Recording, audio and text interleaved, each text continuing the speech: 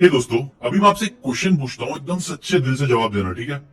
अगर मैं आपको एक रूम में बंद कर दूं और आपके पास टाइम पास करने के लिए सिर्फ दो ही चीजें हैं, एक ये मोटी सी बुक और दूसरी तरफ आपका मोबाइल फोन विद इंटरनेट, तो आप बताओ सच्चे दिल से आप किससे उस रूम में टाइम पास करोगे? वेल, मोस्ट प्रोबेबली आप अपना मोबाइल यूज करोगे, क्योंकि डेली आप यही करते हो कहीं ना कहीं। आपके पास बुक तो है, एटलीस्ट इंटरनेट में आप बुक पढ़ सकते हो, लेकिन आप बुक नहीं पढ़ते हो, आप मोबाइल पे टाइम पास करते हो, सोशल मीडिया यूज करते हो, राइट? बट चलो एक स्टेप आगे जाके चीजों को थोड़ा और इंटरेस्टिंग बना देते हैं। अगर आप रूम में बंद हो और आपसे मैं आपका मोबाइल ले लूं, अब आपको कई सारे घंटे उस रूम में अकेले बिताने हैं और टाइम पास करने के लिए आपके पास सिर्फ एक ही चीज है, वो है एक बुक। तो क्या अब आप बुक पढ़ोगे? वेल, प्रोबेबिलिटी बहुत ज्यादा बढ़ जाएगी कि आप बुक पढ़ोगे। इनफैक्ट शायद से बुक को एंजॉय भी करने लग जाओगे। और यही पावर होता है बोर्डम का। देखो, आजकल है ना, हम इस mobile phone, internet, social media की वजह से ओवर स्टिमुलेशन से एक्सपोज है। हम आधा एक घंटे क्या, कुछ मिनट भी बोर होना नहीं चाहते हैं। और ये बिलियन डॉलर, ट्रिलियन डॉलर की कंपनी मेक श्योर कर रही है कि हम बोर हो भी ना। इसीलिए ये ऐसे अलग अलग प्रोडक्ट बना रहे हैं जो हमारी बोर्डम को तो खत्म कर रहा है, बट उसके साथ साथ एक बहुत बड़ी प्रॉब्लम क्रिएट कर रहा है, जिसे बोलते हैं ओवर स्टिमुलेशन। और ये ओवर स्टिमुलेशन कई सारी प्रॉब्लम्स क्रिएट कर रहा है। शायद से इनमें से कुछ आपको भी होगी, जैसे आप फोकस नहीं कर पा रहे होंगे, शायद आपको anxiety, dizziness, sleepiness, panic attack, headache, ये कहीं ना कहीं ये सारी प्रॉब्लम्स का रीजन ओवर स्टिमुलेशन हो सकता है, और कई लोगों को हो भी रही है। सो अगर आपको भी इनमें से कुछ प्रॉब्लम्स है, तो ट्रस्ट मी, आज का वीडियो पूरा एंड तक जरूर देखना। वो लोग भी जरूर देखना जो लोग बहुत जल्दी बोर हो जाते हैं और कमेंट में लिखते हैं कि भाई वीडियो थोड़े छोटे बनाओ।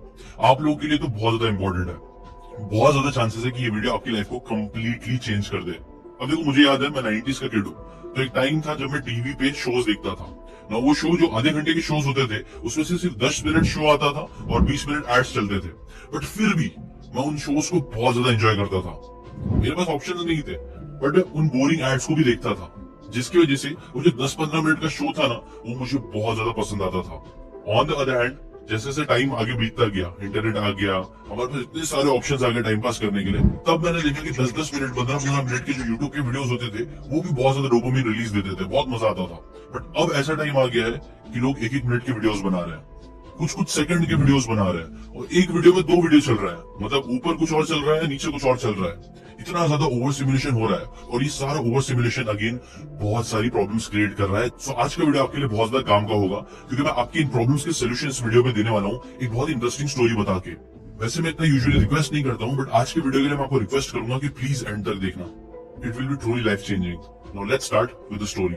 साहिल और संजय दो दोस्त होते हैं। साहिल एक यंग एम्बिशियस लड़का होता है, जिसकी कुछ टाइम पहले ही जॉब लगी होती है। ना जॉब में उसे एक नया प्रोजेक्ट मिलने वाला होता है 3 महीने में। अब बात ये होती है ना कि वो प्रोजेक्ट उसे कैसे भी कंप्लीट करना होता है, इनफैक्ट अच्छा परफॉर्म करना होता है उस प्रोजेक्ट पे।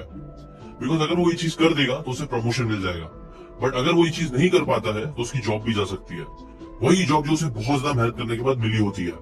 लेकिन प्रॉब्लम ये होती है ना कि वो एक पैटर्न अपने अंदर नोटिस कर रहा होता है। वो नोटिस कर रहा होता है कि जब भी वो प्रोजेक्ट में अपने काम करने जाता है, वो बहुत जल्दी डिस्ट्रैक्ट हो जाता है। स्टार्टिंग में तो उसके जॉब में उसे बहुत मजा आ रहा है, बट धीरे धीरे वो बहुत जल्दी उस जॉब से और उसने प्रोजेक्ट से बोर होने लग जाता है, जिसकी वजह से वो सही आउटकम नहीं दे पाता है। उसका बॉस भी ये सारी चीजें नोटिस करने लगता है, जिस रीजन की वजह से ही वो उसे एक प्रोजेक्ट देता है, ताकि उस प्रोजेक्ट के बेसिस पे फाइनल डिसीजन ले सके कि उसे साहिल को रखना है जॉब पे कि निकाल देना है। और ये चीज इनडायरेक्टली साहिल को पता चल चुकी होती है, बट ये पता होने के बाद भी वो नोटिस कर रहा होता है कि वो काम नहीं कर पा रहा है, वो अपना बेस्ट परफॉर्मेंस नहीं दे पा रहा होता है। तब वो जाता है अपने कलीग और दोस्त संजय के पास, बिकॉज उसने नोटिस करा होता है कि कैसे संजय भी पहले बहुत ज्यादा प्रोक्रेस्टिनेशन करता था, बट फिर उसकी इस प्रोक्रेस्टिनेशन की प्रॉब्लम खत्म हो गई होती है। तो साहिल संजय से पूछने लग जाता है, तू भी मेरे बहुत प्रोक्रेस्टिनेशन कर रहा था, बट आजकल मैं देख रहा हूँ तू बहुत अच्छे से काम कर पा रहा है, कैसे? तो इसके ऊपर संजय से बताता है डॉक्टर बुक के बारे में, जिससे वो कंसल्टेशन ले रहा है, जिसके पास वो जाता है सीखने के लिए चीजें। और वो रिकमेंड करता है साहिल को कि काम कर, तू भी चले जा, तेरी प्रॉब्लम्स की भी सोल्यूशन पक्का डॉक्टर बुक तुझे दे देगा ना। क्योंकि साहिल संजय पे काफी विश्वास करता है, उसकी बातों की रिस्पेक्ट करता है, इसीलिए वो डॉक्टर बुक का अपॉइंटमेंट ले लेता है। कुछ हफ्तों बाद उसको अपॉइंटमेंट मिल जाता है, और फिर वो जाता है डॉक्टर बुक के पास। डॉक्टर बुक से मिलने के बाद वो उसे अपनी सारी तकलीफों को बताता है। वो बताता है कैसे उसका जो प्रोजेक्ट है उसके लिए बहुत बहुत ज्यादा इंपॉर्टेंट है, जिसमें वो बहुत अच्छा परफॉर्म करना चाहता है, बट वो उससे हो रहा नहीं है। वो बार बार अपना फोन चेक करता है, गेम्स खेलता है, और घंटों टाइम पास कर देता है, और कुछ घंटे काम करने के बाद वो कई घंटे और टाइम पास में निकाल देता है। और ये सारी चीजों से बहुत ज्यादा पावरलेस फील करा रही है। इसलिए साहिल प्लीड करता है कि डॉक्टर बी, प्लीज मुझे बताइए कि मुझे क्या करना चाहिए, मैं क्या करूं ना। डॉक्टर बुक ध्यान से उनकी पूरी बात सुनते हैं और उसे बोलते हैं, कुछ मत करो, ना साहिल ये सुन के थोड़ा कंफ्यूज सा हो जाता है कि क्या कुछ नहीं करूं, मतलब। तो इसके बाद जो डॉक्टर बुक होते हैं ना, वो कुछ बोलने के बजाय पास ही उनकी जो बुक शेल्फ होती है उससे एक बुक निकालते हैं जिसका नाम है द प्रैक्टिसिंग माइंड, और साहिल को बोलते हैं इस बुक में वैसे तो कई बातें हैं लेकिन 3 बातें सबसे इंपॉर्टेंट है जो तुम्हारी प्रॉब्लम का सोल्यूशन तुम्हें दे देगा। बट मेरी एक शर्त है, मैं चाहता हूँ जब मैं तुमको 3 बातें बताऊं तो उसे पेशेंटली सुनना, समझना और उसे अप्लाई करना। कर लोगे? साहिल ने कहा श्योर सर, पक्का मैं कर लूंगा। आप प्लीज मुझे वो 3 बातें बताइए। Part 1, embracing boredom. ना डॉक्टर बुक साहिल को बताना स्टार्ट करते हैं। सबसे पहले वो उसे एक रोमन सैटायरिकल पोएट के बारे में बताते हैं जिसका नाम होता है जुवेनिल, जिसने 2000 साल पहले एक बहुत इंटरेस्टिंग कोड लिखा था, give them bread and circuses and they will never revolt. जिसे आज के जमाने में ट्रांसलेट करके बोला जाए तो give them mobile, social media, internet, video games and they will never improve. Doctor Book ने बताया कि कैसे जो बोर्डम है ना वो एक्चुअल में बहुत ज्यादा इंपॉर्टेंट है, बट आज लोग पूरी हिस्ट्री में सबसे ज्यादा आज ही इस बोर्डम से सबसे ज्यादा नफरत करते हैं और इससे दूर भाग रहे हैं, जबकि यही सारे फसाद की जड़ भी बन रहा है। डॉक्टर बुक ने उसे बताया कि दुनिया की कई सारी बड़ी बड़ी डिस्कवरीज, एडवांस साइंटिफिक इनोवेशन, ये सारी चीजें हुई है बोर्डम की वजह से। जैसे कि एग्जांपल, डॉक्टर बुक ने साहिल से पूछा तुम्हें आर्किमिडीज की स्टोरी पता है, यूरेका मूवमेंट वाली? साहिल ने बोला नहीं सर, थोड़ा बहुत सुना है बट अच्छे से नहीं पता। तब उन्होंने आर्किमिडीज की स्टोरी बताई। आर्किमिडीज एक एंशिएंट ग्रीक के मैथमेटिशियन और फिजिसिस्ट थे, इंजीनियर, एस्ट्रोनॉमर, इन्वेंटर थे, जिनका बहुत नाम, इज्जत और रुतबा था। अब एक बार क्या होता है, आर्किमिडीज का जो राजा होता है ना, वो आर्किमिडीज को टास्क देता है। वो बोलता है कि मेरा जो क्राउन है ना, ये मुझे किसी ने दिया है, बट मुझे लग रहा है ना कि ये 100% गोल्ड का नहीं बना है, बल्कि इसमें मिलावट है। मैं चाहता हूँ कि तुम पता करो कि ये गोल्ड सच में असली है कि इसमें मिलावट है। ना बात ये होती है कि क्योंकि वो एक क्राउन होता है, एक महंगी चीज होती है, तोड़ फोड़ के या घस के ऐसे चेक नहीं कर सकते थे, और ना ही कोई ऐसे एडवांस मशीनरीज या टेक्निक्स थी जिससे पता लगाया जा सकता था कि वो गोल्ड है कि नहीं। इसीलिए ये प्रॉब्लम थोड़ी चैलेंजिंग थी। आर्किमिडीज के बारे में बहुत सोचते थे कि वो कैसे पता लगाएंगे, क्या करेंगे। दिन भर उनके दिमाग में कुछ ना कुछ चलता रहता था, बट उन्हें कुछ समझ में नहीं आ रहा था, जो चीज उन्हें परेशान कर रही थी। बट फिर जब उन्होंने इस सब चीज के बारे में सोचना बंद कर दिया और वो आराम से नहाने चले गए। जब वो नहाने के लिए बाथटब में घुसे तो घुसते ही उन्होंने रियलाइज किया कि कैसे जब वो बाथटब के अंदर घुसे तो बहुत सारा पानी बाहर गिर गया। उस मोमेंट उन्होंने बॉयंसी का प्रिंसिपल डिस्कवर कर लिया था कि कैसे उनकी बॉडी का जो वॉल्यूम था वो बाथटब में आया तो उतनी ही वॉल्यूम का पानी बाहर गिर गया, और ये होते ही उन्हें बॉयंसी का प्रिंसिपल समझ में आया। उनके दिमाग की बत्ती जल गई। वो इतने एक्साइटेड हो गए इस रेवोल्यूशन से कि वो बिना कपड़े पहने ही नंगे ही बाहर भाग गए, यूरेका यूरेका चिल्लाते हुए, क्योंकि उनको सोल्यूशन समझ में आ गया था।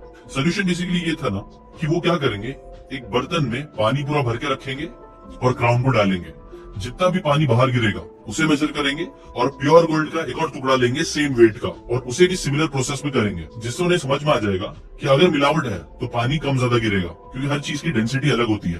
और ये चीज भी थी जिसकी वजह से उनका नाम और इज्जत बहुत बढ़ गई। इनफैक्ट उनका आर्किमिडीज प्रिंसिपल आज भी यूज किया जाता है। अब डॉक्टर बुक ने साहिल से क्वेश्चन पूछा, बताओ साहिल, तुमको लगता है कि अगर आर्किमिडीज बोर होने के बजाय अपने फ्री टाइम में या फिर इस प्रॉब्लम के सोल्यूशन के बजाय रील्स देख रहे होते या टाइम पास कर रहे होते तो क्या उनको इतना इंटरेस्टिंग सोल्यूशन मिल पाता? नहीं, उनके दिमाग में तो शायद हुस्न तेरा तौबा तौबा चल रहा होता जब वो नहा रहे होते, क्योंकि उन्होंने इतना स्टिमुलेट करके रखा था अपने ब्रेन को मोबाइल से। ऐसे ही तुम्हें और भी कुछ एग्जांपल देता हूँ, जैसे कि निकोला टेस्ला, उनको भी अल्टरनेटिंग करंट का आइडिया एक पार्क में वॉक करते हुए आया। वो मिट्टी में स्टिक से कुछ ऐसे रैंडम ड्रॉ कर रहे थे, तभी अचानक अल्टरनेटिव करंट का विजन आया, जो इलेक्ट्रिकल इंजीनियरिंग की one of the most important development साबित हुई। जेके रॉलिंग्स को भी हैरी पॉटर की सीरीज का आइडिया एक ट्रेन जर्नी में आया। ट्रेन जर्नी जिसमें ट्रेन डिले हो चुकी थी, बेसिकली वो बोर हो रही थी, तभी उन्होंने इमेजिन करना शुरू किया। हैरी पॉटर का इंटरेस्टिंग आइडिया उनके दिमाग में आया, जो हिस्ट्री की one of the most successful book बनी है। आइंस्टाइन ने भी अपने ग्राउंड ब्रेकिंग आइडियाज के क्रेडिट को उन मोमेंट्स को दिया है जब वो एक्चुअली बोर हो रहे थे या ज्यादा सोच रहे नहीं थे, डे ड्रीमिंग कर रहे थे। और इसी की वजह से उनका ये कोड भी है कि imagination is more important than knowledge, for knowledge is limited to all we know and understand, while imagination embraces the entire world and all there ever will be to know and understand. Now ऐसी doctor Book Sahil को चीजें बता ही रहे थे, तभी साहिल ने उन्हें interrupt कर दिया कि सर आप ये सारी बातें बता रहे हो बड़े बड़े लोगों की, सही बात है, ये लोग बहुत इंटेलिजेंट लोग हैं, शायद ये लोग खाली बैठते होंगे, बोर होते होंगे तो उनको बहुत इंटरेस्टिंग आइडिया आ जाता होगा, बट बात ये है कि ये सारी बातें मुझसे कैसे रेलेवेंट है, मुझे मेरा प्रोजेक्ट करना है कंप्लीट, और उसके लिए मेरे पास ज्यादा टाइम नहीं है, आप ये सारी बातें मुझे क्यों बता रहे हो? तब डॉक्टर बुक ने मुस्कुराया और उसे कहा, देखो यही प्रॉब्लम है, इंस्टेंट ग्रेटिफिकेशन। आजकल हम सबको इंस्टेंट चीजें चाहिए, 2 मिनट में खाना मिल जाए, तुमको तुम्हारी प्रॉब्लम का सोल्यूशन चुटकियों में चाहिए। बट याद रखो, ये जो चुटकी वाली चीजें होती है वो अच्छी नहीं होती। 2 मिनट वाली मैगी खाने में शायद अच्छी लगती होगी, बट लॉन्ग टर्म के हेल्थ के लिए अच्छी नहीं है। फास्ट फूड अगेन खाने के लिए अच्छा है, बट लॉन्ग टर्म हेल्थ के लिए अच्छा नहीं है।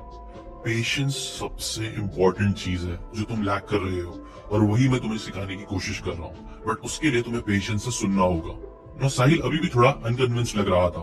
तब डॉक्टर बुक ने उसे एक एग्जाम्पल दिया। उन्होंने साहिल से पूछा कि तुम्हें वाइल्ड फिग ट्री के बारे में पता है? साहिल ने कहा नहीं। डॉक्टर ने बताया कि वाइल्ड फिग ट्री जो होती है ना, साउथ अफ्रीका में पाए जाते हैं, जिनके रूट बहुत डीप होते हैं। इनफैक्ट इतने लंबे रूट्स होते हैं उनके, जो 400 फीट नीचे तक जाते हैं, मतलब आईफिल टावर से भी ज्यादा। इतनी स्ट्रॉन्ग उनकी फाउंडेशन होती है, जिसकी वजह से वो बहुत ज्यादा नीचे जो पानी के रिजर्व्स होते हैं उससे पानी ले पाते हैं, सरवाइव कर पाते हैं ड्रॉट कंडीशन में भी। कई सारे प्लांट्स मर जाते हैं, बट ये लोग टिक जाते हैं। क्यों? क्योंकि इनके रूट्स इतने डीप होते हैं। अब प्रॉब्लम ये है ना कि आजकल हम लोग चाहते हैं हर चीज का इंस्टेंट सोल्यूशन। ये बिल्कुल ऐसे ही है जैसे कमजोर रूट का ट्री उगाना। जो पहली बात तो शायद उगेगा ही नहीं, उससे फ्रूट मिलने की बात तो दूर है, क्योंकि तुम चाहते हो कि मैं तुमको 3-4 लाइन में आंसर दे दूं। बट ये बिल्कुल ऐसे ही होगा जैसे कोई बहुत ही पावरफुल ट्री के सीड्स लेना और उसे ऐसी जमीन में फेंक देना, ये उम्मीद करना कि वो कुछ टाइम में बड़ा हो जाएगा और आपको फल देने लग जाएगा। ऐसा नहीं होगा। अगर मैं तुमको डायरेक्ट 3 स्टेप में सोल्यूशन दे भी दूं, तो भी तुम उसे अप्लाई नहीं कर पाओगे, अपनी लाइफ चेंज नहीं कर पाओगे, क्योंकि तुमने पेशेंस ही नहीं रखा। तुमने उस बात की सीड को ग्रो होने का टाइम ही नहीं दिया, उसके रूट्स को डीप होने ही नहीं दिया। अभी जो बातें मैं तुमको लंबी करके थोड़ी बता रहा हूँ, जिससे शायद तुम्हें थोड़ा बोर हो रहा है, वो एक्चुअल में तुम्हारी अंडरस्टैंडिंग की रूट्स बना रही है, जिससे तुम्हारा ट्री बड़ा होगा और तुमको वही फल मिलेंगे जो तुम एक्चुअल खाने के लिए सपने देख रहे हो। फॉर एग्जाम्पल, ये बुक की नॉलेज जो मैंने 1 हफ्ते में सीखी है, मैं तुम्हें सिर्फ 3-4 लाइन में दे दूं, जो मैं तुम्हें दे भी सकता हूँ। ट्रस्ट मी, ये एक्चुअल में तुम्हारा पेशेंस लेवल नहीं बढ़ाएगा, ना ही तुम्हें वो समझने में हेल्प करेगा, ना ही इम्प्लीमेंट करने में। ना साहिल को ये बात समझ में आ गई, इसलिए उसने डॉक्टर को बोला, सॉरी सर, आप कंटिन्यू करें, मैं समझ गया, आई डेवलप दैट पेशेंस इन मी, आप आगे कंटिन्यू करिए। फिर डॉक्टर बुक ने उसे कुछ साइंटिफिक एग्जांपल्स देना स्टार्ट करे। 2014 में यूनिवर्सिटी ऑफ सेंट्रल लैंकाशायर की एक स्टडी हुई थी, जिसका नाम था does being bored make us more creative. इस रिसर्च में पार्टिसिपेंट्स को 2 ग्रुप में डिवाइड कर दिया गया था। एक ग्रुप को फोन बुक से नंबर कॉपी करने को कहा गया था, हाथ से लिख के। दूसरे ग्रुप को बोला गया था सिर्फ उन्हें नंबर पढ़ना है ना। ये दोनों टास्क ही बोरिंग थे। इसके बाद स्टडी को सेकंड स्टेज पे लेके जाया गया। पार्टिसिपेंट को एक टास्क दिया गया कि उन्हें एक ब्रिक, मतलब जो ईंट होती है, उसके मैक्सिमम क्रिएटिव यूज लिखना है। कि जैसे कि फॉर एग्जांपल, एक यूज है कि आप ब्रिक से वॉल बना सकते हो, दूसरा आप उससे शायद स्टूल बना सकते हो बैठने के लिए, शायद उसे आप पेपर वेट की तरह यूज कर सकते हो ताकि सामान ना उड़े, कपड़े ना उड़े, एक फ्लावर पॉट बना सकते हो। ऐसे ही उन्हें इमेजिन करने बोला गया। तो इसका रिजल्ट क्या आया पता है? पहला ग्रुप जो थोड़ा कम बोर्ड था, जो लिख रहा था, एक्टिवली कर रहा था चीजें कुछ ना कुछ, उसने भी काफी अच्छे नंबर ऑफ आइडियाज लिखे। लेकिन जो सेकंड ग्रुप था, जो बहुत ज्यादा बोर्ड हो गया था, उन लोगों की लिस्ट सबसे ज्यादा लंबी थी। इसके ऊपर साहिल ने पूछा, तो इससे हम मतलब क्या निकाले? डॉक्टर बुक ने बताया कि सिंपल है, बोर्डम क्रिएटिविटी को बढ़ाता है, और creativity one of the best skills है, आज के टाइम की सबसे रेयरेस्ट और मोस्ट इंपॉर्टेंट स्किल है। देखो, जो मिलियनल टास्क होते हैं, जो रिपीटेटिव टास्क होते हैं, वो आने वाले टाइम में एआई और मशीन्स कर देगी। लेकिन जो ह्यूमंस को आगे बढ़ने में हेल्प करेगी वो है सिर्फ क्रिएटिव टास्क। लेकिन प्रॉब्लम यह है, क्रिएटिविटी हमारी खराब होती जा रही है क्योंकि हम बोर होना नहीं सीख रहे हैं। डॉक्टर बुक ने ब्लेज पास्कल का एक कोट कहा, all of humanity's problems stem from man's inability to sit quietly in a room alone. तुम्हारी भी सारी प्रॉब्लम्स खत्म हो सकती है, सबसे पहले अगर तुम ये इंपॉर्टेंट पॉइंट समझो कि तुमको बोर होना स्टार्ट करना चाहिए कॉन्शियसली। तो साहिल ने पूछा, ठीक है सर, गॉट योर पॉइंट, मुझे लगता है डीप इनफ आपने सीट डाल दी है और मुझे समझ में आ गया कि मुझे बोर होना चाहिए, बट इसको मैं करूं कैसे? कुछ प्रैक्टिकल स्टेप आप बता सकते हो? उसने बोला, यस, मैं तुमको जो 3 लेसन देने वाला हूँ उसके 3 प्रैक्टिकल स्टेप भी बताऊंगा, जिसमें से पहली बात तो आपको तुमको समझ में आ गई, और उसको करने के लिए जो प्रैक्टिकल स्टेप है वो है फिक्स योर बोरिंग आवर्स। साहिल, तुम्हें ना हर दिन कुछ टाइम कॉन्शियसली डिसाइड करना पड़ेगा जिसमें तुम बोर होते हो, जिसमें स्टिमुलेशन से दूर होना है, स्पेसिफिकली अपने मोबाइल फोन से। और ये जो आवर्स तुम सेट करोगे उसे तुम बोलोगे बोरिंग आवर्स। बोरिंग आवर्स में बेसिकली तुम्हें यही करना है कि अपने सारे डिस्ट्रैक्शन को एलिमिनेट कर देना है, specially phone, social media, video games, ऐसी चीजें जो तुम बहुत ज्यादा यूज करते हो अपने बोरियत को खत्म करने के लिए। उन्हें तुम रिप्लेस कर दो बुक्स या ऐसी कोई दूसरी बोरिंग चीजों से, या फिर उससे भी बेटर कुछ टाइम कुछ नहीं करोगे तो भी चलेगा। जैसे कि फॉर एग्जांपल, अगर तुम रोज सुबह उठते हो और उठने के बाद तुम्हारी रूटीन है मोबाइल चेक करके यूज करने की, तो ऐसे रूल बना लो कि सुबह उठने के बाद एटलीस्ट 2 घंटे या 3 घंटे तक आप अपना मोबाइल फोन नहीं यूज करोगे और पर्पसली बोर होने की तरफ जाओगे, या ऐसी एक्टिविटीज करोगे जो इतनी हाई स्टिमुलेशन वाली ना हो, और ये चीज तुम्हें तुम्हारे ब्रेन को डोपामिन डिटॉक्स करने में भी हेल्प करेगी। डॉक्टर बुक ने तब एक और चीज कही कि जब तुम बोर होना स्टार्ट करोगे ना, तब तुम्हारा माइंड नेचुरली अपने थॉट्स को ऑर्गेनाइज करना शुरू कर देगा। ये वो टाइम होगा जब तुमको तुम्हारी लाइफ में क्लैरिटी मिलना स्टार्ट होगी। तुम अपने आप को ज्यादा अच्छे से समझना स्टार्ट कर पाओगे, दूसरों को भी, जो आजकल हम अपने आप को टाइम दे रही नहीं है। साहिल ने कहा, ठीक है डॉक्टर, मैं पक्का इस चीज को अप्लाई करना स्टार्ट करूंगा। अब इसके बाद आप मुझे बताइए स्टेप 2 क्या है। डॉक्टर बुक ने अगेन स्माइल करते हुए बोला, रुको जरा, सब्र करो। आज के लिए तुम्हारा सिर्फ इतना ही टास्क है। मैं चाहता हूँ कि तुम अपने पेशेंस को भी थोड़ा बढ़ाओ। शायद से तुम मेरी इतनी बात सुन के बोर हो चुके होंगे, कोई बात नहीं, बोर हो, बट मैं चाहता हूँ कि तुम 3 दिन बाद और इस पॉइंट को अप्लाई करने के बाद मिलो। उसके बाद ही मैं तुम्हें सेकंड और थर्ड पॉइंट बताऊंगा। क्योंकि देखो, सिर्फ बातें बताना इंपॉर्टेंट नहीं है, उसे प्रैक्टिकली अप्लाई करना इंपॉर्टेंट है। नो, साहिल से सब्र तो नहीं हो रहा था। वो चाहता था कि उसको बाकी के 2 पॉइंट्स पे पता चल जाए, बट वो समझ चुका था कि अगर वो ये बोलेगा तो डॉक्टर उसे चिल्लाएंगे। उसने कंट्रोल करते हुए बोला, ठीक है सर, मैं ये चीज करना स्टार्ट करता हूँ और फिर वापस आता हूँ आपके पास। तो 3 दिन बाद वो अगेन मिलते हैं। इस बार डॉक्टर बुक जो होते हैं ना, वो अपने ऑफिस के बाजू में जो गार्डन है वहां पे चल रहे होते हैं। वो साहिल को बुलाते हैं, उनकी बातें स्टार्ट होती है। साहिल उन्हें बताता है कि कैसे उसने अपनी बोरिंग आवर्स सेट कर दिया है। वो सुबह में जागने के 2 घंटे बाद तक और सोने से 3 घंटे पहले तक अपने मोबाइल को यूज करना उसने बंद कर दिया है। और सरप्राइजिंगली उसने ये भी बताया कि अभी तक वो उससे अच्छे से कर तो नहीं पाया है, बट थोड़े बहुत चेंजेस उसे दिखना स्टार्ट भी हो गया। डॉक्टर बुक ने कहा कि ये तो बस शुरुआत है, इसे तुम 1 महीना कर लोगे तो तुम्हें बहुत सारे चेंजेस दिखेंगे। बट साहिल ने तभी इंटरप्ट किया और कहा, सर ये तो चीज मैं कर रहा हूँ, बट मेरी मेन प्रॉब्लम है मेरा प्रोजेक्ट। मैं उस पर अच्छे से काम नहीं कर पा रहा हूँ। मुझे वो प्रोजेक्ट में बहुत अच्छे रिजल्ट चाहिए ताकि मुझे प्रमोशन भी मिल जाए और मेरी सैलरी भी बढ़ जाए। Part 2, getting bored with the process. Doctor Book ने ये बात सुनी और साहिल को बोला कि साहिल, वो जो चेरी ब्लॉसम का पेड़ दिख रहा है ना, उसे देखो, वहां से देखो कुछ पत्ते गिर रहे हैं। तुम कोई भी एक पत्ता पकड़ो जो गिरने वाला है और उसे अच्छे से देखो। और साहिल ने उस पत्ते को देखना स्टार्ट किया कि कैसे वो पत्ता गिर रहा है और हवा में गोल गोल घूम रहा है, कभी यहाँ कभी वहां, और गोल घूमते घूमते घूमते वो साहिल के पैर के पास आके गिर जाता है। इसके बाद डॉक्टर बुक से पूछते हैं, अब बताओ, जब ये पत्ता पूरा गिर के आ रहा था, तुम इसे देख रहे थे अच्छे से कंसंट्रेट करके, तब तुम्हारे दिमाग में क्या चल रहा था? साहिल थोड़ा कंफ्यूज और उसने कहा, मैं तो सिर्फ पत्ते को देख रहा था कि वो कहाँ जा रहा है, कैसे गोल घूम रहा है और सारी चीजें, जो काइंड ऑफ इंटरेस्टिंग था। तब डॉक्टर ने कहा, यूरेका। डॉक्टर ने साहिल को एक्सप्लेन किया कि देखो, ये जो तुमने कुछ सेकंड फील किया है ना, हमारा एम होना चाहिए कि वो हम अपनी लाइफ में कुछ सेकंड्स नहीं बल्कि कुछ मिनट्स, कुछ आवर्स तक फील कर सके। उन्होंने साहिल को समझाया कि जब हमारा माइंड ओवर स्टिमुलेटेड होता है, तब हम किसी न किसी रिजल्ट्स के बारे में सोच रहे होते हैं। जब हम कोई रील देखते हैं, हम सोचते हैं कि इसमें क्या इंटरेस्टिंग होने वाला है, एंड में क्या होगा। कोई मूवी देखते हैं तो क्लाइमेक्स में क्या होगा। गेम खेलते हैं तो कैसे जीतेंगे हारेंगे। तो हमारा पूरा फोकस कहीं ना कहीं रिजल्ट्स पे होता है हमेशा, जो चीज हमें स्टिमुलेटेड रखती है। ऑन द अदर हैंड, जब तुम पत्ते को देख रहे थे तब तुम्हें ये सारी प्रॉब्लम्स नहीं हुई।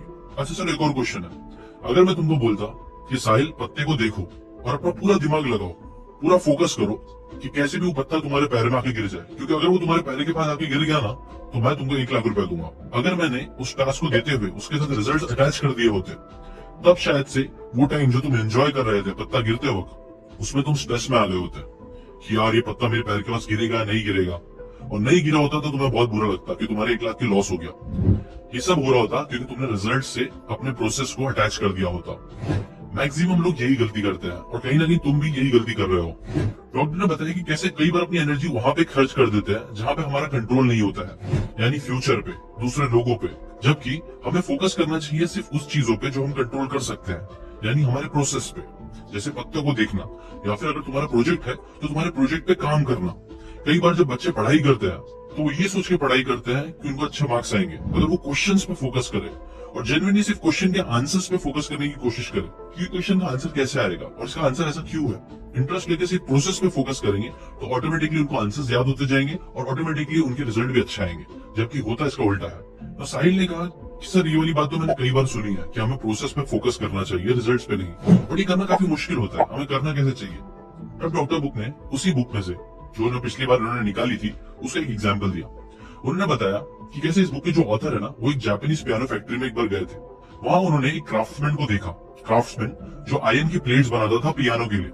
अब ये जो प्लेट्स थे ना, वो बहुत अच्छे बनाता था, मतलब पूरी फैक्ट्री में उसका नाम था कि सबसे अच्छे प्लेट्स यही बनाता है। उस बंदे का काम परफेक्ट टॉप नॉच क्वालिटी का था। तब उस बुक के ऑथर ने क्राफ्ट्समैन से पूछा कि तुम एक दिन में कितने प्लेट्स बनाते हो? तब उसने जो रिप्लाई किया, उस रिप्लाई ने ऑथर की सोच बदल दी। उसने कहा, कि मैं जितने प्लेट्स बना सकता हूँ परफेक्टली उतने बनाता हूँ, पर मैं गिनता नहीं। और डॉक्टर बुक ने इसको एक्सप्लेन किया। क्राफ्टमैन का जो पूरा फोकस था ना, वो अगेन रिजल्ट में नहीं था कि वो कितने प्लेट्स बना सकता है। उसका सिर्फ फोकस था कि वो अच्छे प्लेट्स बनाए, और क्योंकि वो अच्छे प्लेट्स बना रहा था इसलिए उसमें मास्टरी अचीव कर रहा था अनकॉन्शियसली, जिसकी वजह से वो स्टेप्स को एंजॉय भी कर रहा था और दूसरों से बहुत ज्यादा प्लेट्स भी बना रहा था।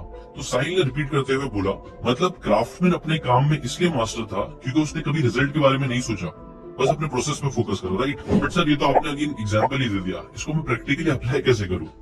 डॉक्टर बुक ने कहा अगेन पेशेंस।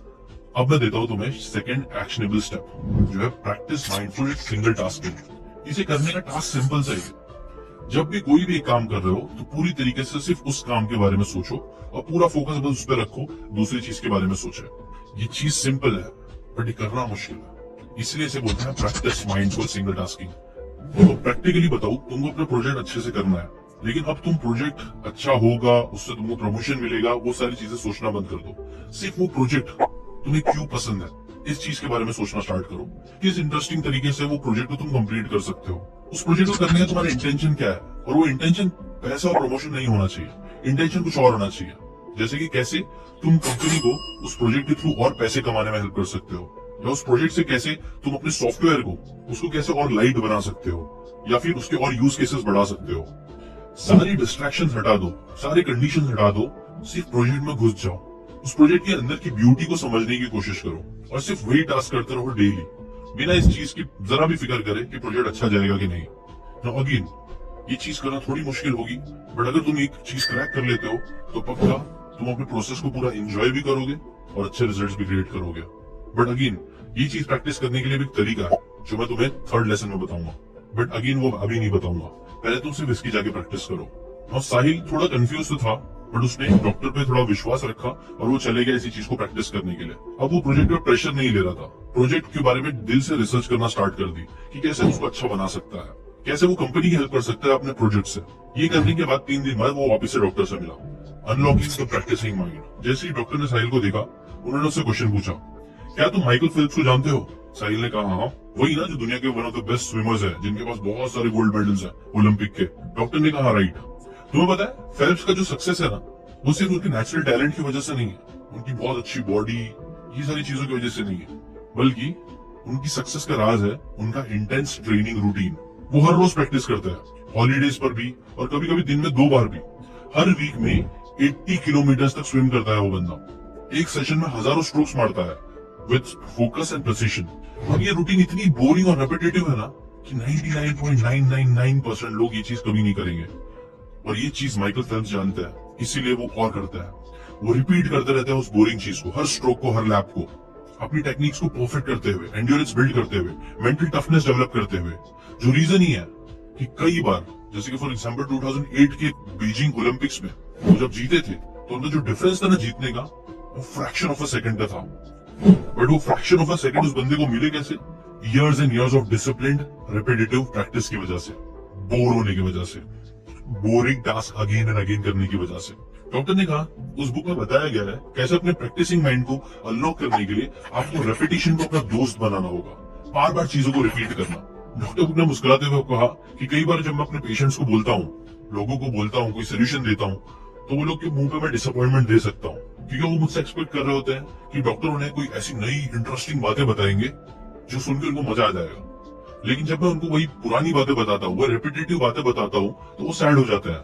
पर वो ये नहीं समझते हैं कि एक्चुअल में सक्सेस वो रेपिटेटिव बातों में ही है, वो रेपिटेटिव चीजों में ही है जो 99% वापिस से सुनना पसंद नहीं करता है 10वीं बार। बट अगर तुम वैसे इंसान बन जाते हो जो एक ही बात को 100 बार सुनने का भी दम रखते हो, तो ट्रस्ट मी, तुम्हारे वो इंसान बनने की प्रोबेबिलिटी भी ज्यादा है जो एक ही काम को 10 बार कर पाएगा, 100 बार कर पाएगा, क्योंकि सक्सेस वहीं पे छुपी है। साहिल ने मुस्कुराते हुए कहा, हाँ सर, आपने जितनी भी बातें बताई कई बार मैं वो सुन चुका हूँ, ऑलरेडी मैं पढ़ चुका हूँ। इसलिए जब मैं आपको को बता रहे थे बात, अब मुझे लगा कि यार कुछ नई बात होती तो मजा आता। बट फिर मैंने ये भी सोचा कि हाँ, बोर होने से ही तो हम भाग रहे हैं, जबकि बोर होने में तो सक्सेस है। इसलिए मैंने आपको कुछ कहा नहीं, आपकी बात कंप्लीटली सेंस करती है। तब डॉक्टर ने एक और चीज करी। देखो, रेपिटेशन इज वेरी इंपॉर्टेंट, लेकिन रेपिटेशन के साथ साथ तुम्हें एक और चीज भी जरूर करना चाहिए जो इस बुक के ऑथर ने भी करी। जैसे कि फॉर एग्जांपल आर्चरी एक प्रेसिजन स्पोर्ट्स है जिसमें कंसिस्टेंसी, इंटेंस फोकस, सब चीज की जरूरत होती है। हर शॉट एकदम सेम लेवल के कंसंट्रेशन और टेक्निक के साथ एग्जीक्यूट करना पड़ता है, तभी एक्यूरेसी मिलती है, राइट। बट इस बुक के ऑथर भी पहले अच्छे से कर नहीं पा रहे थे परफॉर्म। तब उन्होंने एक टेक्निक यूज करी जिसे वो बोलते हैं do, observe and correct. Example, जब भी वो अपना एरो रिलीज करते वो टाइम पे सिर्फ प्रोसेस पर फोकस करते हैं। वो ये नहीं सोचते कि मेरा बुलजाई पे लगना ही चाहिए, वो रिजल्ट पे फोकस नहीं करते थे, सिर्फ प्रोसेस, मतलब अपना स्टांस, बो को कैसे निकालना है, वो टाइम पे ब्रीदिंग कैसे रहेगी, अपनी उंगली को रिलीज कैसे करना है, जो था डू फेज, इसको वो एक्टिवली प्रैक्टिस करते थे। और इसके साथ साथ एरो रिलीज करने के बाद वो सेकंड चीज करते थे, वो था ऑब्जर्व। वो बिना जजमेंट के कि यार मैंने गंदा परफॉर्म किया, मैंने अच्छा परफॉर्म किया, वो सिर्फ ऑब्जर्व करते थे कि जब मैंने ऐसे स्टैंस के साथ, इतनी ब्रीदिंग करने के साथ, ऐसे देखने के बाद जब ऐसे उंगली छोड़ी तो उसका आउटकम क्या आया, टेक्निक मेरी कैसी थी, एरो लैंड कितना अच्छे से हुआ, ये वो सिर्फ ऑब्जर्व करते थे बिना इमोशनली अपने आप को रिजल्ट से अटैच करे। और फिर उन्होंने ऑब्जर्वेशन के बेसिस पर छोटी छोटी एडजस्टमेंट करना स्टार्ट करी, जो था स्टेप 3, यानी करेक्ट फेज। यहाँ पे वो रियल टाइम में करेक्शन करते हैं। जैसे अगर उनको लगता है कि उनकी जो ग्रिप है वो थोड़ी लूज हो गई, चलो थोड़ा और टाइट कर देते हैं। उनकी ब्रीदिंग जो शायद थोड़ी तेज हो गई थी, उसको थोड़ा स्लो करना, उनको लगता है जो शायद थोड़ी स्लो है तो उसे थोड़ी तेज कर देते हैं, या अपने स्टेंस को थोड़ा सा चेंज कर देते हैं। हर शॉट के बाद ये प्रोसेस को रिपीट करते हैं। और यही चीज सबसे इंपॉर्टेंट है, जो अगेन बोरिंग भी है, और इसी से निकलता है एक्शनेबल स्टेप 3 भी, जो तुम्हें करना है। देखो, जब तुम अपने प्रोजेक्ट पे काम करने जाओगे तो सबसे पहले तो तुम्हें टास्क स्टार्ट करना है। मैक्सिमम लोग स्टार्ट ही नहीं करते, सिर्फ सोचते रहते हैं। करना स्टार्ट करो, जैसा भी कर रहे हो उसको स्टार्ट करो। अपनी कोडिंग जो करते हो उसको करना स्टार्ट करो, फिर अपनी परफॉर्मेंस को ऑब्जर्व करना स्टार्ट करो, और फिर उसमें इंप्रूवमेंट की जरूरत हो तो उसको इंप्रूव करना स्टार्ट करो। ऑब्जर्व करो कब तुम्हारा दिमाग सबसे ज्यादा चलता है, कब तुम बोर होते हो, कब तुमको इंटरेस्ट आता है, कब तुम्हें मजा आता है, कब तुम्हारा गिव अप करने का मन करता है, और फिर उसे करेक्ट करना स्टार्ट करो, चीजों को बदलना स्टार्ट करो। मे बी अगर कुछ समझ नहीं आ रहा कि वॉक लेके वापस आओ टास्क में, और ऐसे ही अपने आप को करेक्ट करते रहो। ये चीज बोरिंग होगी, बट बोरिंग काम ही तुम्हें बेस्ट रिजल्ट देंगे। तो साहिल को ये सारी बातें काफी इंटरेस्टिंग लगी, उसने थोड़े बहुत क्वेश्चंस और किए, और फिर वो जाने ही लग गया। डॉक्टर ने कहा, साहिल, मैंने जो बातें तुमको भी इतने लंबे टाइम तक एक्सप्लेन करी है, वो सारी चीजें मैं चाहता तो विद इन 30 सेकंड्स तुमको बता सकता था। जैसे कि ये 3 चीजें कर दो, सब सही हो जाएगा। पहला, बोरिंग आवर सेट करो, रिजल्ट्स पे नहीं प्रोसेस पे फोकस करो, और अनलॉक करो अपनी प्रैक्टिसिंग माइंड को 3 स्टेप्स में, डू, ऑब्जर्व और करेक्ट। देखा, 30 सेकंड में हो गया। बट तुम्हें नहीं लगता अगर मैं 30 सेकंड के अंदर ही तुम्हें बता दिया होता तो ये वही हो जाता जो प्रॉब्लम तुम मेरे सामने लेके आए थे, जो थी ओवर स्टिमुलेशन की। मेरी ये बातें भी एक रील की वैल्यू की रह जाती, जो सिर्फ जमीन में फेंके हुए सीड की तरह होती, जो शायद उगती ना उगती। लेकिन क्योंकि मैंने इस प्रोसेस को लंबा किया, मैंने उस बीज को अच्छे से बोया, उसमें अच्छे से पानी दिया, उसे टाइम दिया पेशेंटली, इसलिए अब ये बातें तुम्हारे दिमाग में हमेशा बैठी रहेगी, और प्रोबेबिलिटी बहुत ज्यादा बढ़ जाएगी कि तुम उन बातों को अप्लाई कर पाओगे। मैंने जानबूझ के बातों को थोड़ा बोरिंग बनाया, जो टू बी ऑनेस्ट बोरिंग तो नहीं थी, बट शायद तुम्हें बोरिंग लग रही होगी क्योंकि तुम इतना ओवर स्टिमुलेट हो चुके हो रील्स की वजह से। वैसे ही जैसे कि अगर एक बंद कमरे में एक आदमी को 2 ऑप्शन दे दिया जाए, एक बुक और मोबाइल का, तो वो मोबाइल ही चुनेगा, बट फायदा शायद उसकी बुक करके दे दे। वैसे ही तुमको मेरी बातें जो है तो वैसे इंटरेस्टिंग, बहुत वैल्यूबल, जो तुम्हारी लाइफ चेंज कर सकती है, बट तुम्हें वो बोरिंग लग रही होगी क्योंकि तुम ओवर स्टिमुलेटेड थे। बट अब तुम इसे अच्छे से समझ चुके हो, और यही पावर होता है बुक्स का। इसमें हम जब घुस के सुनते हैं, टाइम देते हैं, तो वो हमें एक डीपर लेवल पे, एक ग्रेटर फाउंडेशन के साथ चीजें सिखाती है। साहिल को ये बात बहुत पावरफुल लगी, वो डॉक्टर को थैंक्स बोल के चला गया, ये डिसीजन लेते हुए कि वो रील्स कम से कम कंज्यूम करेगा और बोरिंग टास्क, बुक्स और बुक्स की बातें ज्यादा से ज्यादा सीखता रहेगा। नाउ गेस व्हाट, 3 महीने बाद साहिल वापस से डॉक्टर के पास आता है, और उसका खुशी का ठिकाना ही नहीं रहता है। वो बोलते हैं, डॉक्टर, स्टार्टिंग के 1 मंथ टू बी ऑनेस्ट बहुत प्रॉब्लम हुई, मैं जो बातें आपने बताई ना वो मैं नहीं कर पा रहा था सही से, बट स्टिल मैंने विश्वास रखा, और मैं वो 3 स्टेप को बस आंख बंद करके फॉलो करता रहा। एंड गेस व्हाट, मेरी जॉब बच तो गई है, प्लस मुझे प्रमोशन भी मिल गया, और जितना मैंने एक्सपेक्ट किया उससे ज्यादा की मुझे सैलरी हाइक भी मिल गई है। And that's all because of you. Thank you so. देखो दोस्तों, स्टोरी में जो साहिल है ना, वो कहीं ना कहीं हम सब है आज के टाइम पे। मुझे भी ना कई सारे लोग कमेंट करके नीचे लिखते हैं कि सर आप वीडियोस छोटे बनाओ, छोटे बनाओ, बट शायद से आपको ये स्टोरी से समझ में आ ही गया होगा, छोटा बना के सिर्फ आपके ब्रेन को स्टिमुलेट करना मेरा एम नहीं है।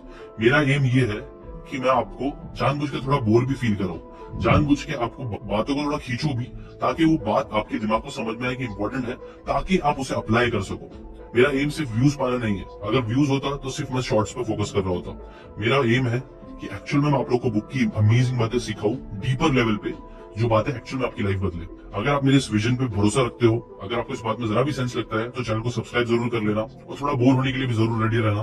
वैसे बातें बोरिंग रहेगी, लेकिन आपके लिए लाइफ चेंजिंग हो सकती है। अभी के लिए इतना ही। आपके जो भी ओपिनियन है इस टॉपिक से रिलेटेड कमेंट करके जरूर बताना। मिलता है नेक्स्ट वीडियो में एक नई कहानी के साथ। Till then bye bye.